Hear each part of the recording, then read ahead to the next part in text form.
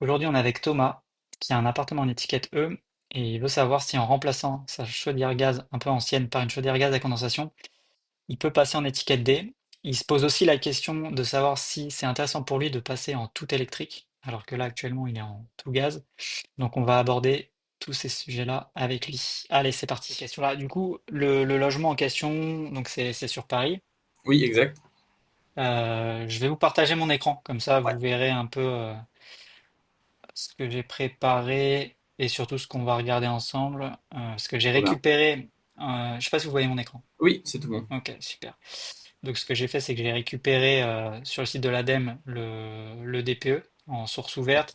Je l'ai réinjecté dans mon logiciel. Ok. Voilà. Pour qu'on puisse regarder bah, les différents paramètres du DPE. Peut-être ma première question, c'est l'amélioration du DPE, c'est dans quel cadre que vous l'envisagez? Est-ce que vous êtes propriétaire occupant ou c'est un Oui. investissement? Propriétaire occupant et Ok, occupant dans les, on va dire, 5 prochaines années pour sûr, mais à horizon 2034, parce que là, on est en E, pas certain. Donc, ouais. justement, l'idée, ce serait quand même de gagner au moins une lettre, enfin, une lettre en l'occurrence. Ok, ouais, gain d'une lettre, parce que là vous êtes Hmm. en E. Alors on va le voir en détail, mais pas si loin de l'étiquette D. Mais le problème dans votre cas de figure, c'est que c'est les émissions de CO2, donc Oui, les émissions de gaz à effet de serre de la chaudière, qui vous bloquent. oui, Sinon, vous serez quasiment en étiquette D autrement, en termes de consommation. oui, Euh, ok. Parce que c'est vrai que quand j'ai lu votre question, ma première interrogation et les premiers éléments de réponse que je pouvais vous apporter, c'est que quand on est en présence d'une chaudière gaz pas très performante comme celle que vous avez, parce qu'elle peut être légèrement améliorée si techniquement c'est faisable, j'aurais tendance à dire en tant qu'investisseur, je remplace la chaudière par une chaudière plus hmm, performante, donc c'est ce qu'on appelle une chaudière gaz à condensation, si on veut aller oui, plus loin en termes de gaz et en termes de rendement. hmm, Et, et je m'embêterai pas à repasser en tout électrique. Après, dans votre raisonnement, il y avait du coup, qui n'était pas un raisonnement investisseur, qui était plutôt un raisonnement aussi philosophique de se dire, est-ce que je veux passer du gaz à l'électrique? hmm, Est-ce que ça a une pertinence hmm, de faire ça? Et vous avez en partie répondu à la question puisque vous avez évoqué le fait qu'effectivement, quand on consomme 1 kWh hmm. d'électricité, en fait, on va compter 2,3 dans le calcul pour prendre en compte les pertes liées à la production, contrairement au gaz où c'est du 1 pour 1. Donc là, à système équivalent, j'ai envie de vous dire, le fait de passer du gaz à l'électrique, mécaniquement, vous allez détériorer votre calcul. Hmm. Donc, c'est toujours un arbitrage en fonction des priorités. Si l'amélioration de l'étiquette du DPE à horizon 5 ans, puisque là vous envisagez des travaux, c'est de l'améliorer, ce DPE, Oui, il faut pas passer en tout électrique classique, c'est-à-dire hmm, radiateur électrique et ballon d'eau chaude, parce que ça induit ça aussi, ballon d'eau chaude électrique. hmm. Ça va pas vous faire gagner dans le DPE, malheureusement. Euh, En revanche, si c'est pas le critère numéro un, peut-être que ça peut être intéressant de se dire, OK, je passe en tout électrique. Éventuellement, vous pouvez envisager le fait de mettre un ballon d'eau chaude thermodynamique, ce qui va un peu compenser sur la partie eau chaude sanitaire les consommations électriques, parce qu'on Hmm. va être en technologie thermodynamique, donc c'est l'équivalent de ce qu'on appelle une Mais je pompe à crois qu'il chaleur. faut je crois qu'il faut un volume minimal pour le coup, parce que la salle de bain, elle est assez Ouais, petite.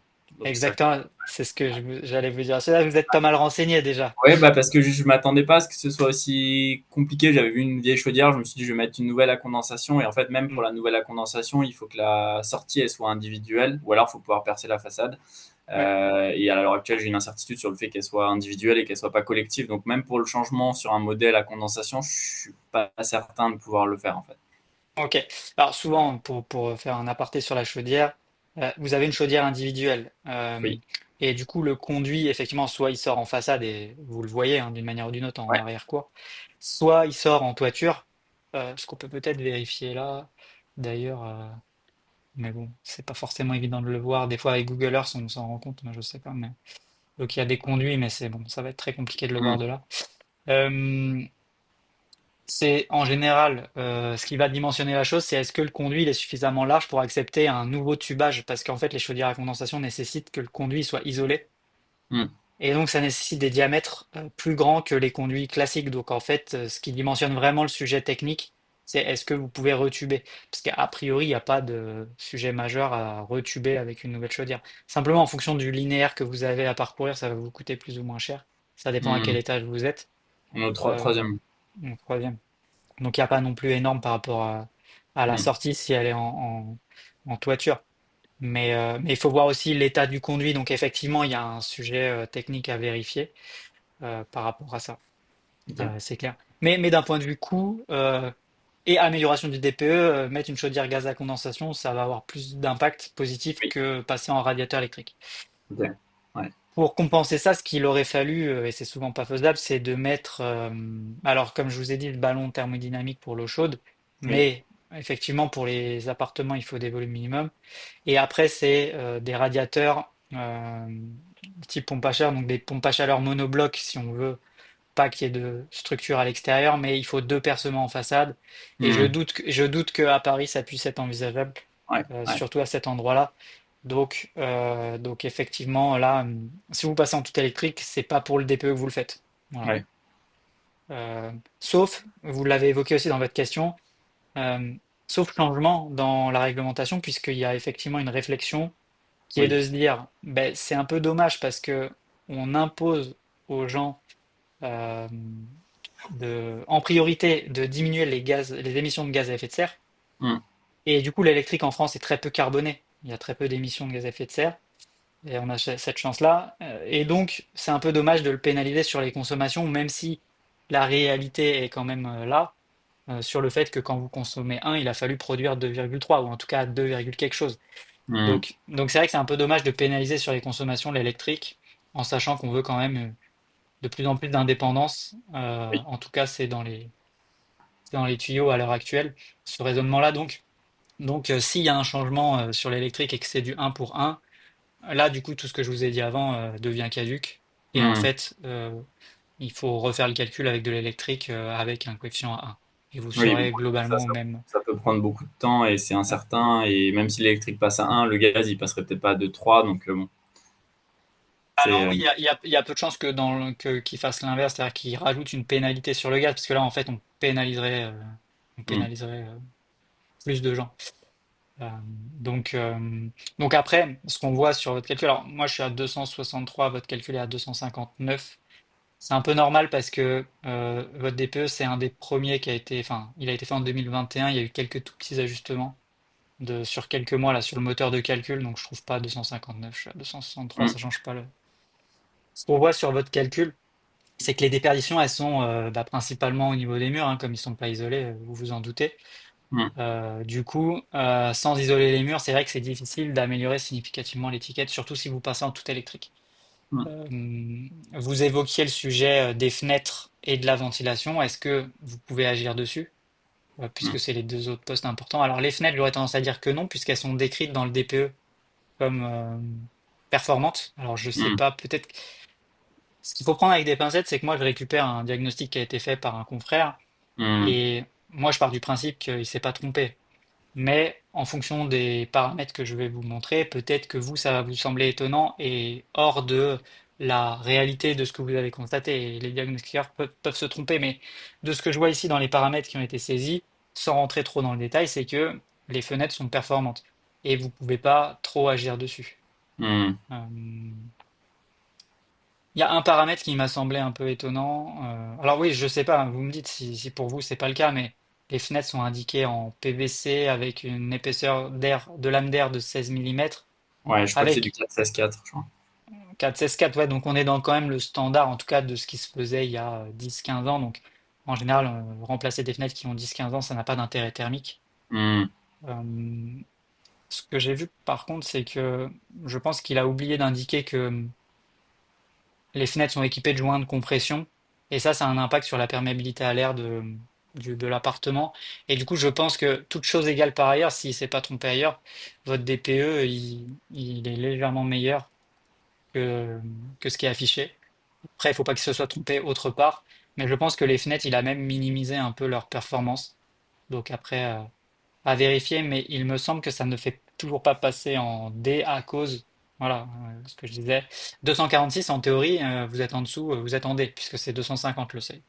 Sauf que Le palier, il est comme, à 50. c'est ça, à droite? 250. 250. Ok. Alors, oui, et le palier à droite, il est à 50, exactement. Ok. Donc, en fait, c'est ce fameux. En consommation, vous êtes en D, mais en émission de gaz à effet de serre, vous êtes en E. Donc, c'est la moins bonne des deux, vous êtes en E. Mais là, du Et coup, il n'y a avec pas une grand. Ouais. pardon, excuse-moi, allez, allez. Non, mais oui, vous êtes en E, mais effectivement, il y a des choses à faire avec une Hmm. chaudière classique. Là, vous passez en D avec une chaudière à condensation, sans aucun doute. Et avec une chaudière classique, mais quand même meilleure, parce que celle-ci, elle est classique, mais en plus, elle a 20 ans, enfin 15 ans au moins. Est-ce que Ouais. ça change quelque chose Eh ben, on peut regarder. Alors après, la réglementation a évolué récemment au niveau des chaudières, mais il semble peu probable que vous puissiez, en tout cas dans les règles, acheter une chaudière qui n'est pas à condensation. Euh, chaudière standard après 2015, disons que vous avez la possibilité de le faire et qu'on vous autorise à le faire, qu'il y a encore des chaudières standards sur le marché pour remplacer d'anciennes chaudières gaz. Il faut vérifier. Si je détermine une chaudière plus récente, du coup, en restant avec des rendements par défaut, parce que je connais pas le modèle exact qui sera Ouais. installé, et en ne changeant pas tout ce qui va être régulation, parce qu'il y a quand même pas mal de paramètres autour de ça, mais en ne touchant à rien, ce qui est plutôt défavorable, parce que je pense qu'en remplaçant une chaudière, vous avez tout un intérêt à mettre un équipement d'intermittence de chauffage, c'est-à-dire un thermostat, qui Hmm. permet de réduire la nuit la température, enfin, une petite intelligence autour de ça, mais en tout cas sans prendre d'autres paramètres que le fait de remplacer la chaudière. Parce que le thermostat peut avoir du coup, mais ça va pas changer les émissions de gaz à effet de serre si un thermostat. Si, parce qu'en fait, ça diminue les consommations de la chaudière et du coup, mécaniquement, si elle a moins de consommation, elle a moins d'émissions. Ok. Euh, Et les thermostats fonctionnent avec les anciennes chaudières, enfin les chaudières classiques? les thermostats. Ou Alors c'est oui, que. souvent c'est faisable, mais ça se Ah, on est regarde. même au-dessus là, on est à Ouais, 55. Ouais. ouais. Alors là, je regarde. C'est assez étonnant. Pourquoi?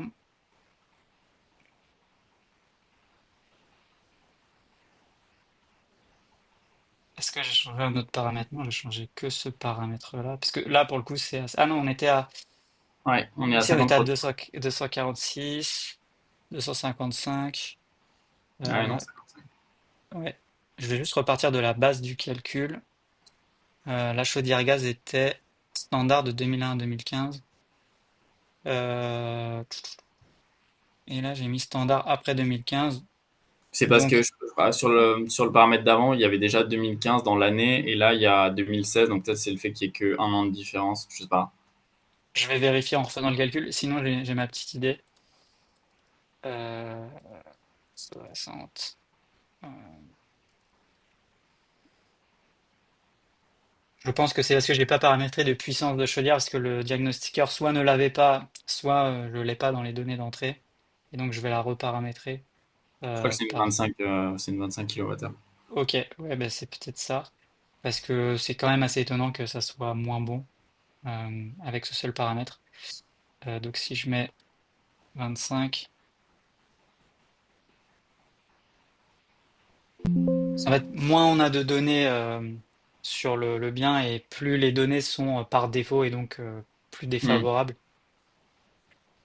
Donc le fait en général de préciser les choses, ça a tendance à aller vers une amélioration par rapport à une valeur par défaut que pourrait prendre le diagnostiqueur pour se protéger, puisqu'il est engagé sur le calcul. Hmm. Parce que là, dans vos options, je crois qu'il y avait aussi potentiellement, je veux dire, basse température. Ça, c'est autre chose par rapport à condensation ou. Euh, alors, ça, c'est vrai, c'est plus performant qu'une chaudière standard, basse température, mais la basse température est pas trop adaptée à un système chauffage plus eau chaude sanitaire. C'est pour ça que je voulais pas proposer, Ok, ok. parce que l'eau chaude sanitaire, par définition, ça fonctionne à 60 degrés, enfin, il faut chauffer de l'eau à 60, alors que les chaudières basse température ont des températures de fonctionnement un peu plus basses et surtout, vos radiateurs sont pas forcément adaptés Ok. à la basse température. Là, actuellement, vous avez peut-être une température de 80 degrés au départ, 65 degrés au retour, alors que là, ça va plutôt être 60-65 au départ et moins au retour. Donc là, ce que je vois, c'est que ça améliore pas le calcul, ça améliore pas du tout le calcul, le fait de rester avec une chaudière standard, et même ça le détériore. Ouais. C'est assez étonnant, ça mériterait de creuser le pourquoi ça améliore même pas un tout petit peu. Ça faudrait que j'aille revoir dans les abacs de choix de type de chaudière parce que euh, ça reste une chaudière plus récente. Mais peut-être que celle d'avant était paramétrée, comme vous l'avez dit, par rapport à l'année. Ça, il faudrait Ouais. que je regarde plus en détail. Parce Donc que c'est vrai qu'il effectivement, devrait quand même être un peu meilleur, au minimum. parce qu'avec une basse température, on devrait être mieux. C'est-à-dire basse température. Et après, bon, on regarde en général avec le modèle pressenti, parce que c'est souvent meilleur que les données par défaut qui sont fournies par le logiciel. Hmm. Donc les données que vous avez là, elles sont légèrement défavorisées par rapport au système réel que vous allez installer. Sauf si vraiment c'est une chaudière vraiment en limite en termes de performance, mais j'ai jamais vu ça. Souvent, quand on précise vraiment la référence de la chaudière, on est un petit peu meilleur dans le calcul. Parce que là, oui, en effet, on est sur la consommation énergétique, ça paraît possible d'aller en D, même sans forcément révolutionner quoi que ce soit au niveau de la chaudière. En revanche, c'est le niveau de droite sur les consommations, les GES qui va coincer. Oui, alors en termes de conso, mais encore une fois, alors là, je vais regarder ce que ça donne. Alors 261. Donc en fait, il y a quelque chose dans le paramètre de départ qui, parce que là, ça améliore quasiment pas. Voilà, donc là, il y a quand même une légère amélioration, mais on voit qu'il y a très peu d'impact. Hmm. Donc, donc là, vous, ouais, si vous passez avec une chaudière autre que à condensation, on va vérifier quand même parce que ça paraît un petit peu étonnant, mais là, j'ai peu de doutes sur le fait que ça va vraiment améliorer. Hop, chaudière à condensation. Mhm. On va avancer le calcul. Parce que, enfin, vous, si vous étiez là dans ma situation, est-ce que vous feriez le pari que l'électrique va être mieux noté? Parce que là, je suis un peu coincé. Si je peux pas mettre une chaudière à condensation, il n'y a pas grand-chose à part isoler, ouais, isoler les murs par l'intérieur. Mais à Paris, c'est vrai que perdre des mètres carrés, ça fait vite cher. Il n'y a pas Mm. grand-chose que je peux faire. Les fenêtres, je peux pas faire grand-chose. Et la VMC, c'est assez complexe, enfin, en appartement à Paris aussi, donc pas évident. Oui, alors justement, par rapport à la VMC, il y a peut-être quelque chose à faire quand même parce que ce qui a été indiqué dans le DPE, mais à vous de me confirmer, c'est que la ventilation, là, actuellement, elle se fait par entrée haute et basse. Oui, oui. Voilà. Ça, c'est les anciens types de ventilation, souvent dans les cuisines, quand il y avait des chaudières atmosphériques, c'est-à-dire qui prenaient l'air dans la pièce. Mm. Donc, c'est peut-être le cas de cette chaudière ou pas, peut-être c'est avec une ventouse à vérifier, mais c'est parfois possible de mettre des extracteurs d'air hygroréglables, qui sont un peu le compromis qui permet d'un petit peu améliorer les consommations et d'avoir une ventilation permanente, mais qui est Ok. gérée en fonction du taux d'humidité. Donc un extracteur hygroréglable dans les pièces d'eau, cuisine et salle de bain, parfois c'est pas compliqué s'il y a déjà un percement en façade sur l'arrière côté cuisine, Mm. tout en conservant peut-être l'entrée basse dans la cuisine s'il y en a la nécessité pour la chaudière gaz. Mais en tout cas, d'avoir cet extracteur d'air qui vient extraire l'humidité dans la cuisine, dans la salle de bain, enfin, dans la salle d'eau, et d'avoir des entrées d'air pareil hygroréglables, donc c'est des petites barrettes qui s'ouvrent et qui se ferment en fonction du taux d'humidité dans les pièces de vie. Euh, Ah oui, c'est mais dans les pièces de vie, faut qu'il y ait déjà les. C'est nécessairement, enfin, faut nécessairement aussi qu'il y ait dans les pièces de vie, parce que dans les pièces de vie, il n'y a pas à l'heure actuelle de grille. Il y en a dans la. Alors, non, mais pour les entrées d'air, vous pouvez les faire sur les menuiseries existantes. Ça, c'est Ok. faisable techniquement. En fait, soit elles sont faites d'usine, elles sont percées, les fenêtres, et on vient mettre cette barrette sur les fenêtres, dans les pièces de vie. Soit vous pouvez, enfin, un menuisier peut faire les percements dans la fenêtre et y intégrer cette entrée d'air. Ok. Ça, en général, il n'y a pas de problématique technique sur l'entrée d'air. Là où il va y avoir la problématique, c'est sur l'extraction, puisqu'il faut qu'il y ait une possibilité d'extraire en façade à un endroit. Et après, soit le repiquer à deux endroits avec une gaine, cuisine, salle de bain ou juste cuisine. Mais en tout cas, une fois que vous aurez paramétré ça, enfin si vous arrivez à cette situation-là, vous êtes ce qu'on appelle en VMC hygro B, une ventilation hygro-réglable type B, donc gestion de la ventilation à débit variable en fonction du taux d'humidité. Et ça, c'est meilleur dans le DPE et ça, on va pouvoir le regarder. Donc juste le Mais calcul, c'est différent d'une simple flux et d'une double flux, c'est ce qu'on se dit là. Enfin, VMC si micro-réglable, c'est pas ça.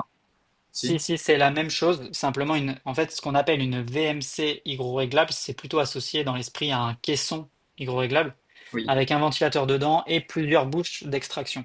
oui, Un extracteur hygroréglable, c'est simplement une VMC, mais avec un seul ventilateur sans caisson. Donc en fait, ça change rien, c'est juste qu'il n'y a pas de gaine. Et cet extracteur peut tout autant être hygroréglable que la VMC. Ce qu'on appelle le VMC, la VMC, c'est le caisson. Mais, euh, ok, mais du coup, les deux systèmes, l'important c'est qu'ils soient hygroréglables sur l'extraction et hygroréglables sur l'entrée d'air. Ils sont indiqués comme hygroréglables de type B. Donc ils sont totalement indifférenciés dans le DPE. d'accord. Et donc, c'est quoi le simple flux, double flux? C'est quoi qui fait la différence? C'est hygroréglable simple ou Alors, double? ouais. Alors, tout ce que je vous ai parlé là, c'est du simple flux. Ok, d'accord. C'est le principe de base de la ventilation mécanique. Donc, mécanique, c'est électrique. Oui, En France, globalement, les systèmes de ventilation fonctionnent principalement comme ça. Des entrées d'air directes de l'extérieur et des extractions via des caissons ou des extracteurs. d'accord. Ça, c'est le principe de base de la simple flux. La Ok. double flux, c'est un double réseau. C'est que à la fois, il y a un réseau d'extraction, mais il y a aussi un réseau d'insufflation d'air dans les pièces de vie. À la place que ce soit sur les fenêtres, c'est un réseau d'insufflation. Donc en Hmm, appartement, c'est très compliqué à mettre en place. Il faut ok, des faux plafonds en général. oui. Et entre les deux, il y a un échangeur de chaleur qui permet de préchauffer l'air qui rentre et de refroidir, entre guillemets, l'air qui sort. Ah oui, ça c'est compliqué, ouais, ok. Voilà. Ça, c'est ce qu'on appelle le double flux, voilà, de manière générale. Et Hmm, c'est plutôt difficile à mettre en place en appartement. Déjà qu'en maison individuelle, en rénovation, c'est pas forcément simple. C'est plutôt mis dans les constructions neuves quand c'est prévu dès le départ. ok, d'accord.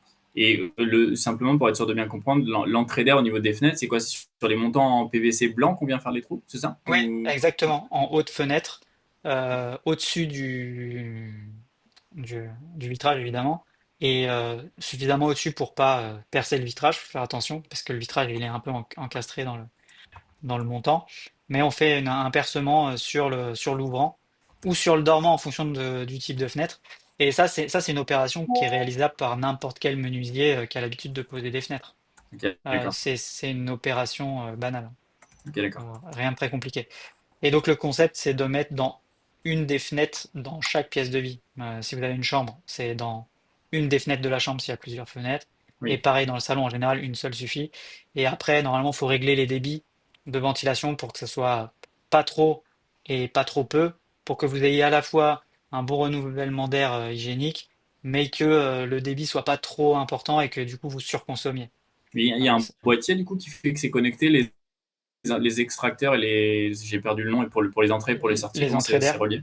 Oui, Alors, il y a des systèmes connectés, mais qui coûtent plus cher. Les systèmes qu'on va retrouver les plus courants et les moins coûteux, ils sont totalement indépendants. Sur les entrées d'air, vous avez simplement une membrane ok. qui se détend et qui se tend en fonction du taux d'humidité dans la pièce.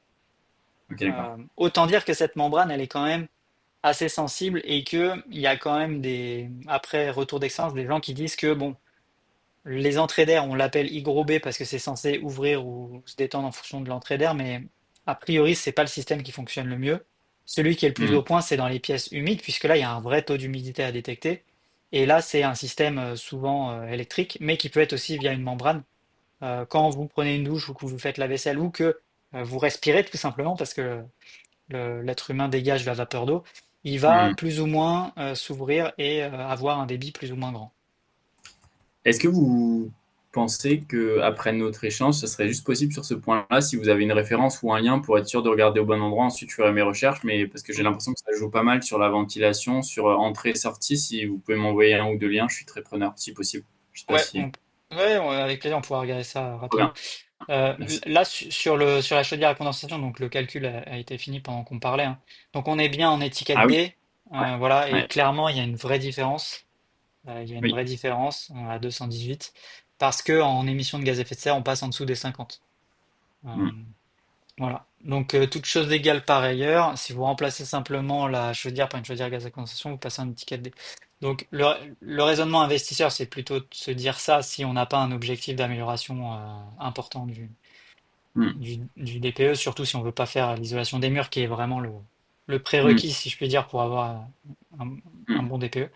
Sinon, après, ce qu'on peut regarder avec la base de calcul, même avec la base recalée qui est un petit peu meilleure et qui me semble quand même ressembler un peu plus à ce que vous avez. On peut voir si quand même ça permet de passer en étiquette D en remplaçant la ventilation, mais j'ai un gros doute là-dessus. Donc en fait, la ventilation, on va la paramétrer dans le calcul ici. Et on va dire que c'est plus une ventilation par entrée d'air haute et basse, mais par VMCI gros B après 2012. On va dire que la ventilation est en 2025. Et on va relancer tout simplement le calcul par la base.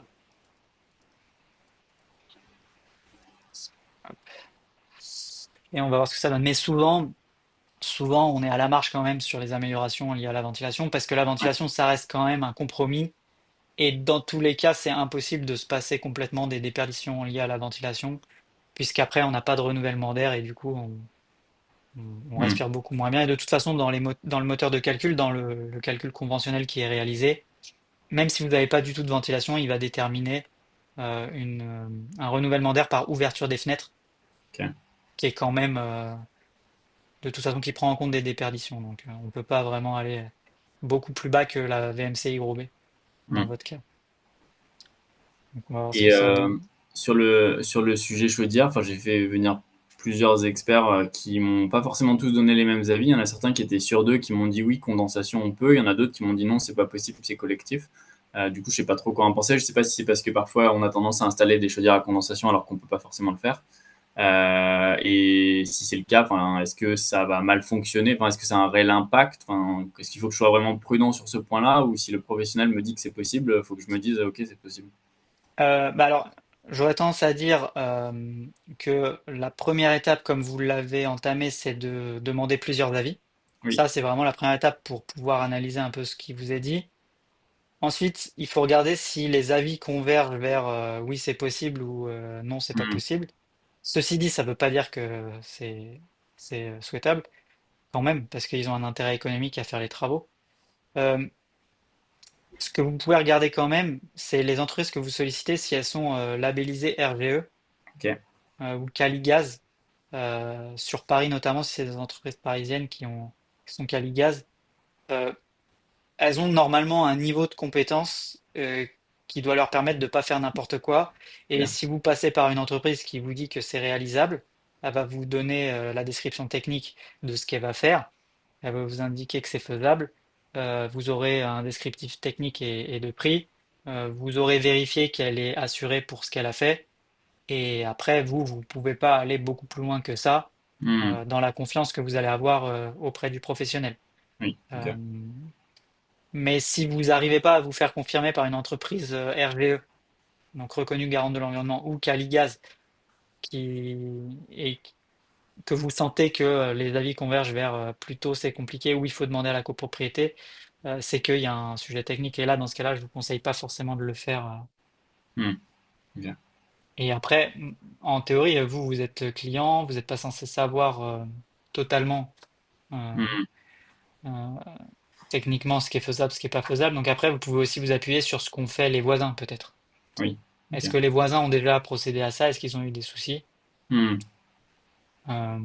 Sachant que dans le pire des cas, s'il y a une problématique, c'est que la chaudière fonctionne pas, puisqu'il y a Hmm. des sécurités. Voilà. Si l'installateur l'a fait dans les règles de l'art, qu'il est assuré pour ça, qu'il a les certifications et que voilà, vous l'avez déclaré, c'est-à-dire qu'il est déclaré pour faire ces travaux et que vous n'avez pas changé la chaudière au black, Hmm. euh, bon, le risque sur vous est assez faible. Ok. D'accord. Ce qu'on voit ici avec le calcul, c'est que la ventilation hygrobée suffit dans votre cas de figure avec le DPE initial dont je dispose pour passer en étiquette D. Ok. Donc ça peut être une solution intermédiaire. Euh, Si un des objectifs c'est vraiment de passer en étiquette D, euh, sans changer la chaudière à l'heure actuelle, puisque bon ça c'est des travaux que vous pouvez faire n'importe quand. En fait j'ai tendance à dire que la chaudière gaz à condensation, vous pouvez le faire hors autres travaux que vous avez prévus. Hmm. Euh, Puisque remplacer une chaudière, c'est remplacer la chaudière par une autre chaudière qui ressemble beaucoup. Globalement, si vous devez refaire une cuisine ou refaire une salle de bain, ça va pas forcément Ce que vous dites, c'est C'est pas soit c'est une forcément chaudière mieux. à condensation et autant le faire maintenant, soit c'est une chaudière normale et autant le faire quand l'autre fonctionne plus, c'est ça? Oui, et même si c'est une chaudière à condensation que vous l'installez, vous pouvez l'installer maintenant, mais Hmm. vous pouvez l'installer plus tard. Il n'y aura pas de contraintes techniques plus tard. Oui, Il y aura pas plus de contraintes techniques plus tard que maintenant, a priori. oui. Donc, et comme ça demande pas, il n'y a pas d'interaction avec d'autres corps de métier, Hmm. ou très peu, parce que la peinture, bon, en général, quand on remplace la chaudière, il se passe pas grand-chose autour, on n'abîme Hmm. pas grand-chose. Si on réutilise le conduit existant, il se passe rien au niveau de la fumisterie, Hmm. donc il n'y a pas vraiment d'impact. C'est comme quand on remplace une fenêtre, voilà, on peut continuer à vivre dans le logement, il se passe rien pour ce qu'il y a autour. Après, vous avez dit tout à l'heure que remplacer une chaudière classique par une chaudière classique, c'était peut-être plus faisable. Donc, ça veut dire que si j'ai une installation au gaz, que celle-ci tombe en panne et que je peux pas mettre une condensation, en fait, je peux plus avoir de chaudière ou il y a quand même des compromis. Si, bah, je pense que justement, dans certains cas de figure, et là, j'avoue que Hmm. je suis un peu sec sur le sujet, mais vous pouvez probablement trouver d'occasion, hein, même, et Ok. même remplacer une chaudière gaz standard par une autre chaudière gaz standard si elle Hmm. tombe en panne. Simplement, dans le DPE, vous n'allez pas améliorer significativement, sauf à revoir ensemble ou avec le diagnostiqueur qui a fait le DPE, avec la référence exacte de la chaudière pour savoir si ça fait baisser suffisamment les consos. Hmm. Parce que ce que j'ai montré là, c'est des valeurs par défaut, et c'est un peu la limite là de l'outil quand on n'a pas la référence en face, c'est qu'on va pas savoir exactement quelle va être l'étiquette tant qu'on n'a pas la chaudière et ce que vous allez prévoir autour Là, en j'ai part le, j'ai le lumière. nom de j'ai le nom de celle qui est en place actuellement. Je sais pas si ça vous aide, mais ou ça fait pas changer le DPE. Je suppose que vous l'avez déjà en Non, tête. ça changera pas le DPE parce qu'elle est ancienne et il faudrait regarder les nouvelles références qui sont pas forcément les mêmes. Ok. D'accord. En fait, on peut pas changer les rendements par défaut sur des vieilles chaudières dans le calcul. Si c'est condensation, je connais déjà le modèle, donc je sais pas si ça peut vous Bah, aider. si c'est condensation, de toute façon, vous êtes en Ouais. étiquette D Ok. et je peux vous Ok. dire que vous serez pas en étiquette C, Ok. D'accord. donc Oui. c'est juste que vous allez améliorer les consos et de manière réelle aussi, puisque c'est plus Hmm. performant. Donc, en plus du DPE, il y a aussi les consommations, le coût de l'énergie aussi qui va diminuer, hein, forcément. Mais Hmm. c'est sûr que idéalement, il faudrait isoler. Ensuite, traiter la ventilation, c'est une bonne idée, surtout que dans votre cas, a priori, même sans changer la chaudière, ça peut faire passer en D. Et avec la chaudière, vous serez en D. Et chaudière plus ventilation, là, je le fais là parce que vous allez être quand même en D. Et je vois que vous êtes très loin de l'étiquette C de toute façon. Hmm. Donc, Ok. D'accord. Donc condensation en un. Si condensation possible, ça résout tout. Si pas possible, c'est très probable que la ventilation hydro-réglable B, ça puisse permettre de passer quand même en D. Les fenêtres, elles sont plutôt bien. Après, je suppose que maintenant, il y a peut-être du triple vitrage. Ça doit changer quand même quelque chose par rapport au 416-4 ou pas alors forcément. honnêtement, pas grand-chose. Vous Hmm. n'allez pas avoir un vrai impact. Déjà sur le DPE, il y aura très peu d'impact, mais surtout dans la vraie vie, c'est pertinent dans certains cas très précis. Et on fait ça quand on va chercher les derniers kilowattheures Hmm. pour être vraiment très performant. Vu le coût Oui. que ça va impliquer, c'est vraiment pas rentable de faire ça. Ok. Enfin, en tout cas, je vous le conseille pas. Vous pouvez Ok. toujours le faire, mais Et l'isolation par l'intérieur, pour le coup, s'il faudrait, enfin, ce qui a un impact, je suppose, c'est plus on fait de murs, plus ça a d'impact. Mais est-ce que ça va vite et du coup, en envisageant qu'une des deux façades, ça peut avoir déjà un gros impact, enfin, parce que ça fait perdre quoi, 10, c'est 10 centimètres si on fait avec des matériaux qui sont performants. bah, en fait, il y a, si vous voulez respecter les standards de maintenant, il faut mettre entre 12 et 14 centimètres globalement Ok. pour schématiser. Et donc, vous allez perdre 15 centimètres par mètre linéaire. Donc là, vous pouvez Hmm. faire le calcul. Par contre, vous pouvez mettre moins, même si réglementairement, voilà, Hmm. c'est beaucoup moins. euh, Vous ne pourrez pas avoir d'aide financière pour ça. Et normalement, dans les standards de rénovation, voilà, il faut mettre un minimum. Mais la plupart des gens mettent moins pour justement les sujets de surface habitable. Et dans le DPE et dans les consommations de manière réelle, ça a un vrai impact à partir de 4 centimètres. On commence à avoir quand même un impact. Donc, Hmm. idéalement, moi, je vois que l'optimum, il se situe entre 8 et 12 Hmm. dans le DPE parce qu'en fait, plus vous allez augmenter l'épaisseur d'isolant, plus vous allez réduire la surface au sol. Donc, Hmm. comme en fait, on regarde des kilowattheures par mètre carré, bah, les mètres carrés seront plus petits. Du coup, en fait, on a un Ah oui. contrebalancier. On a un contrebalancier qui fait qu'on arrive à un plafond, finalement, d'amélioration. Donc, en fait, 8 à 12 centimètres, c'est c'est assez cohérent dans le DPE. Donc la plupart des gens mettent ces épaisseurs-là quand ils veulent pas viser d'aide. Et Hmm. des isolants de même 6, 8, 10 centimètres. Après, vous avez plusieurs matériaux, plusieurs performances. Ça Hmm. dépend des murs que vous avez. En général, sur les murs anciens, on préconise de la laine de bois Hmm. plutôt, donc sur rail métallique, donc ça coûte un peu plus cher. Éventuellement de la laine de verre si vous êtes en étage intermédiaire, qu'il n'y a pas trop de problèmes de condensation et de remontée capillaire. Hmm. Vous êtes à l'étage, donc ça pose pas trop de problèmes. Et si vous êtes un peu joueur, et il y en a qui le font, mais c'est pas trop conseillé sur les murs anciens, les isolants les plus performants, c'est notamment le polyuréthane. Ok. C'est un produit pétrolier qui se Hmm. colle au mur et qui est facile à poser, Oui. qui est plus performant. Donc vous pouvez mettre 6 centimètres de polyuréthane pour avoir un équivalent 8 centimètres de laine de verre, par exemple. Hmm. Et ça Par contre, fonctionne pas trop sur l'ancien, c'est ce que vous dites? bah, en fait, ça empêche les transferts de vapeur d'eau et les murs anciens sont plutôt conçus pour être respirants en termes de vapeur d'eau. Donc, c'est pas trop conseillé d'empêcher, là, en l'occurrence, ça serait la vapeur d'eau de l'extérieur de stagner côté intérieur du mur parce que le polyuréthane, c'est très fermé à la vapeur d'eau, ça va pas la laisser passer. Ok. Comme le polystyrène d'ailleurs, même si ce sont des systèmes qui sont parfois installés parce Hmm. que assez facile à poser, en coller sur des pièces qui sont pas des pièces d'eau. Si vous avez une chambre, un salon, ça se pose en 2-3 jours. Ok, d'accord. Donc le mieux c'est C'est la assez laine de facile. bois, ça reste la laine de bois, mais il faut un peu plus d'épaisseur. Ouais, et puis surtout la technique de pose, c'est plutôt sur rail métallique, donc ça prend un peu plus de temps. Hmm. Euh, vous pouvez en Ok. profiter pour revoir l'électricité, c'est ça l'avantage, mais voilà, c'est un petit peu plus contraignant.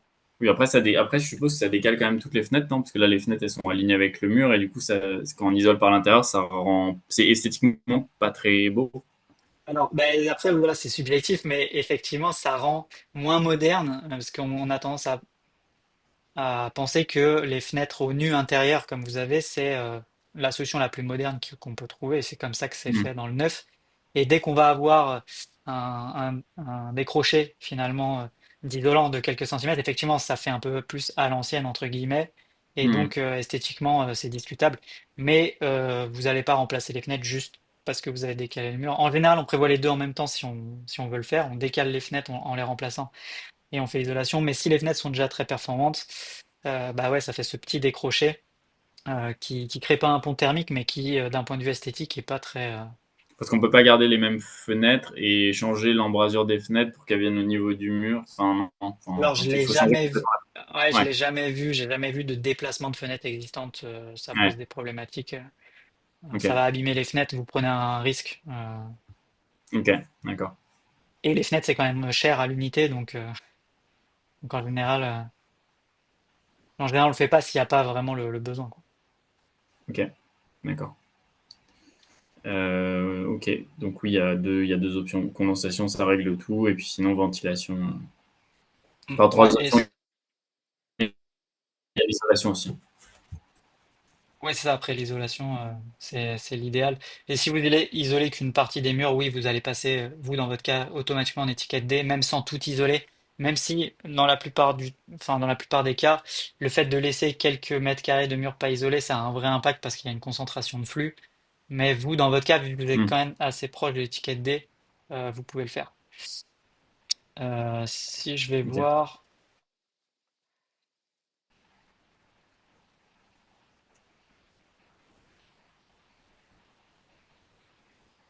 sur le roi Merlin, pour vous montrer, vous vouliez voir les extractions et les entrées d'air. Oui, exactement. Enfin, pour guider aussi un petit peu mon artisan en lui montrant. Parce que c'est vrai que quand on a regardé ensemble, on avait en tête mutuellement les gros caissons. Et donc, Oui. avec la contrainte faux plafond, enfin, on ne voyait pas comment est-ce qu'on pouvait l'intégrer. Et je ne savais pas qu'il y avait du coup des petites bouches qui revenaient à peu près au même, mais sans le caisson.